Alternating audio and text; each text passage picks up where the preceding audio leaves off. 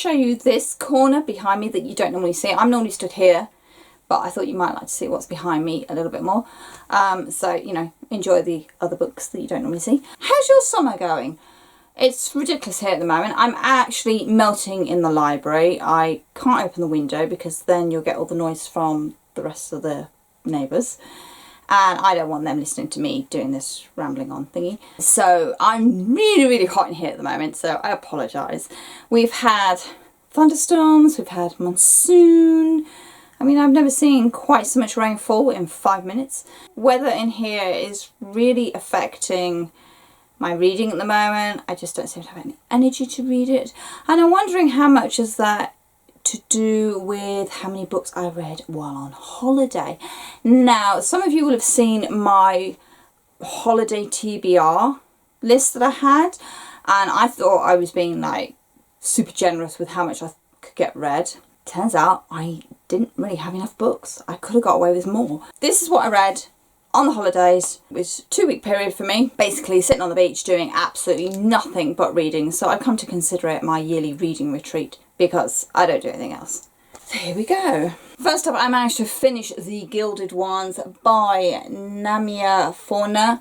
This is not out until next year. This came in Fairy Loot's June box, so it's sprayed edges, foiled, it's gorgeous, and I really loved the story in this. There will be a full review hopefully coming soon, if not here on my book blog. So look out for that. But yeah, so I finished this one. Then I read The Dinosaur Laws by Victor Milan. This took me a couple of days to get through because, as you can see, it's quite a big one. This is the first in a trilogy. It's not set on Earth. It's kind of Earth-like, but it's not Earth. And there are definitely lots and lots of dinosaurs. So if you want dinosaurs, they're all in here. And I really enjoyed this one. Again, review coming soon. Then I read this beauty, A Song of Wraiths and Ruin by Roseanne A. Brown. This is a gorgeous fantasy story. I kind of hope there's more set in this world because I'm really interested to see where it goes. But I loved this so much. Highly recommended. And then I read Forest of Souls by Laurie M. Lee. This is Fairy Loot's July? No, where are we? No, this is Fairy Loot's June book. They're currently doing the read-along for this week, the week of the 10th. I've already read this. I enjoyed this. There's a book 2 in the pipeline, according to the end of this anyway. It was very enjoyable. It took a little while to get going. I wasn't quite sure where it was going to start off with, but I'm intrigued enough. I loved some of the character dynamics in this. There was a lot I liked, but I read it in one sitting and I think that probably helped. And then for week 2, the holidays, I was reading all books related to dragons and dragon based for DraconAthon, which is currently running the whole of the month of August. I've got a video on my books in the pipeline. Bear with me. But anyway, so I read Night of the Dragon by Julia Kagawa. This is the 3rd book in the Shadow of the Fox trilogy, and my god, this person knows how to write a final book. This just, it doesn't stop. The romances, it's done its thing, it's now just sitting there.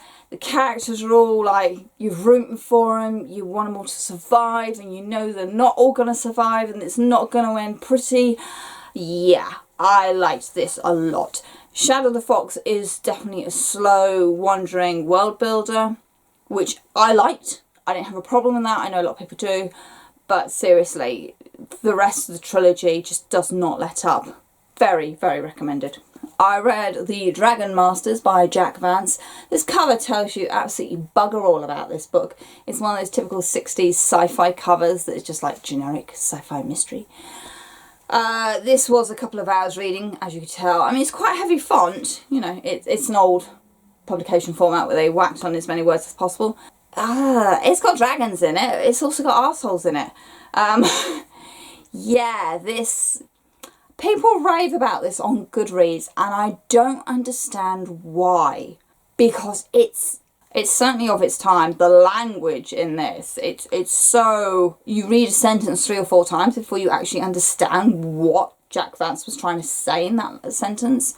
There's one female in here, and she seems to go through about 3 different tropes for the female character, which is like, really? And the dragons are just like horses in this. They've got a place, but they're not a huge part of the story. I was disappointed for supposedly a sci-fi masterpiece. I can understand why in the 60s this was a sci-fi masterpiece, but I'm sorry, it doesn't do it for me. Yeah. I then read Where the Mountain Meets the Moon by Grace Lynn. This is a beautiful middle grade that was recommended by Gavin from How to Train Your Gavin. And it's told very folklorish. It's like stories within stories, but it is so beautiful and so gentle and simple. I mean, that makes it sound like a really boring book. It's not. It's just beautifully told in a really simple way that doesn't get bogged down with anything, and it's a gorgeous little story. There are dragons very prominently in this book, so it totally ticks that prompt. And yeah, I love this a lot. And All the Wandering Light by Heather Fawcett. This is the second book to Even the Darkest Stars, which really kind of highlights to me that don't leave it 2 years between reading a sequel, because I opened up this book and couldn't actually remember anything that had happened in the previous book. I spent about the first 100 pages desperately trying to recall what happened, the politics and the world building and the character dynamics. I couldn't remember a thing. I don't know what that says about Even the Darkest Stars, because I tend not to remember books, but I was really surprised how little came back to me while reading this one. It's got a gorgeous cover, I can't fault that. There are some interesting premises in this, and I kind of feel like this should be a trilogy. I feel like there's more to happen in this world considering the big event that happens. But it's really nicely told. It's got a straightforward plot. There's some nice character developments in here. But I think I really need to reread this as part of the duology and probably try and appreciate it as a complete story rather than something on its own. Because like I say, I couldn't remember any of the setup at all. So I think a lot was lost on me. There was a character development that I saw coming a mile off. Literally a mile off. I won't spoil it though. I did enjoy it. I'm glad I had the set. So that was the 4 dragon books that I took for the first week. I could have taken more with me because I'd finished them within 4 or 5 days. Yeah, 4 days. I literally was reading a book a day. So I was getting on quite nicely. So I had A Declaration of the Rights of Magicians by H.G. Parry to finish. I was only halfway through this when I took it down with me. So I finished this. Yeah, alternative history, French Revolution, the abolition of the slave trade, but there's magic involved, and it's been compared to Jonathan Strange and Mr. Norrell by, is that Susanna Clarke? I can't remember, but obviously this is slightly thinner than that book. I haven't read Strange and Norrell. I've only seen the TV adaptation, so I don't know how it compares. But basically, it's alternative history with magic actually part of our world. And we do meet actual people, historical figures. So Pitt's in here, the Prime Minister at the time, William Wilberforce, who pushed for abolition. You know, all the key figures within the French Revolution are in here. You know, there's people that we should know from history, and I was actually quite dismayed how little I knew about these guys, which is really not on. But it's got the magical element with it, that some people are magicians, some people can do magic. We've obviously got the class divide thing, so aristocrats are allowed to do magic freely, but commoners aren't. Commoners are braceleted to restrict their magic use. Templars Knights, which basically are a church organisation that deal with illegal magic users. And, you know, think Catholic Church with swords kind of thing there. They very much have their strict views. And there's a vampire in this one as well, but I'm not even going to spoil that for you because pretty cool. I did enjoy this. It was a little heavy going. It jumps quite quickly through the timelines because obviously there's a lot to deal with. The French Revolution did not happen in 6 months. It was a long time coming, so you got all the build up to that. And I kind of liked it, and I kind of want the next part of the history for this world, because it ends at a point, and it's like, yeah, there's so much more bad stuff going to go down here because of events. But I did enjoy that a lot. And then I read Unravel Me by Terry Murphy. This is the second book in the Shatter Me series. Shatter Me I read 2 years ago, again on the beach. That was a blitz read in a day. And I vaguely remember some of that. She's trapped in a like cell and the world's like ending and there's no environment, and I got there. I'm not quite sure how I feel about this book. I just feel like our lead character, Juliet, spends most of her time, you know, flip-flopping and constantly going back on herself. And I know it makes sense because of the trauma she's been through and because of what she is. But it was just like, come on, please, you know, I don't need 300 pages of you wallowing in indecision and sorrow. I'm sorry, I'm not that engaged with you as a character to deal with your wallowing and self-pity and sorrow. Please. I mean, I know this series has massive fans, but my God, the next one really has to pick up because I was bored reading this, and I'm glad it only took me one sitting because I don't think I would have picked it up had I put it back down. Oh, and the romance. Yeah. Yeah. So that's what I actually read while on holiday, so I'm feeling quite good about that. I'm currently stagnated a little bit. I am reading... What am I reading? I'm reading West of Eden by Harry Harrison at the moment. I'm halfway through that. Again, it's another old style publication, so there's a lot of words on a page and it's quite heavy going. It is awesome stuff, and it is a sci-fi classic, I would say. There's just a lot of it, and I'm still working my way through it. So I'm reading that. I started The Great Zoo of China by Matthew Riley for part of DraconAthon. I've just picked up The Priory of the Orange Tree as well, which is massive. I know people have been saying this book is huge, but oh my God, this book is huge. So I need to try and read that. And I'm still trying to get my hands on a copy of Rage of Dragons by Evan Winter. So that looks like I'm going to have to order that online because my library doesn't have it and the bookshop didn't have it, and I'm really peeved because I want to read this book. This book has been on my list for so long, and it's the group book for DraconAthon, and I really, really, really must read it now. So yeah, I'm going to have to do that. So that's where I currently am. I have also finally signed up for NetGalley, so I have 5 books sat on there that I really need to get into gear and start reading. I've started one called Dragon Detective. The author currently escapes me.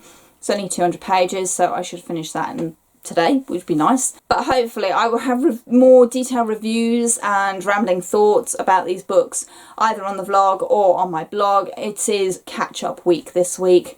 Having 2 weeks away, you certainly need 2 weeks to gather yourself and get yourself all sorted again.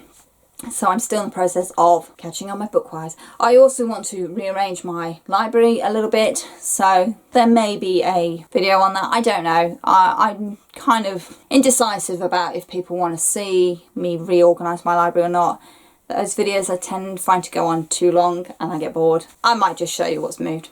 I don't know. Maybe, maybe not. Maybe I'll just let you guess and see what you see behind me. Obviously, the world is still sort of 2020.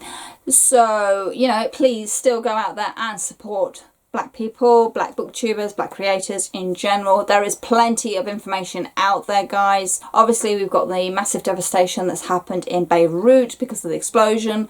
There are places you can go to support them. The Lebanese Red Cross apparently is a really good place to donate to because the money actually does go to those people who need it. Of course, trans lives still matter, and JKR is still not a nice person. I'm sorry.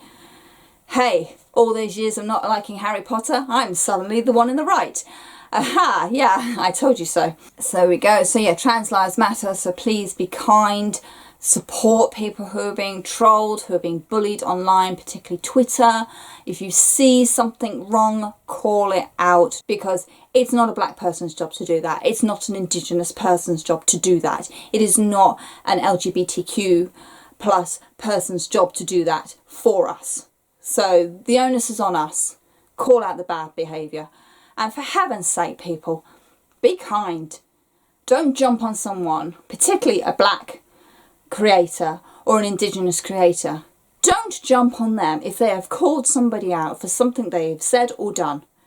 Be kind, because they know They have the experience. We, as white, we don't. We have to do better. And we have to do it.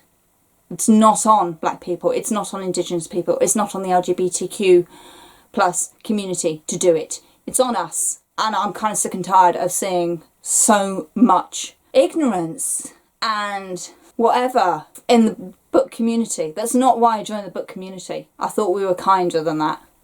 And I'm disgusted to discover actually there's quite a few of us in this community that don't know when to stop and think. So please, you know, go out there, keep supporting these very valid causes, because black lives do matter, trans lives do matter, indigenous people's lives matter. There you go. Keep your head up, keep your eyes open, open your heart up. As always, in the description box down below, you will find my social media. You can find me on Twitter, Goodreads, and Instagram. Yep, I'm pretty good on Instagram at the moment, possibly. DraconAthon, Readathon. I will leave a link down below with all the details of that, because I haven't actually done a thing on that at the moment. So I'll leave you a link to JD Reader and who's doing it with it. I can't remember, go on my brain. But I'll leave a link to their videos down below, so you can jump aboard. We're only, you know, a few days into August. Where are we now? 13th? Yeah. You've got plenty of time to jump in.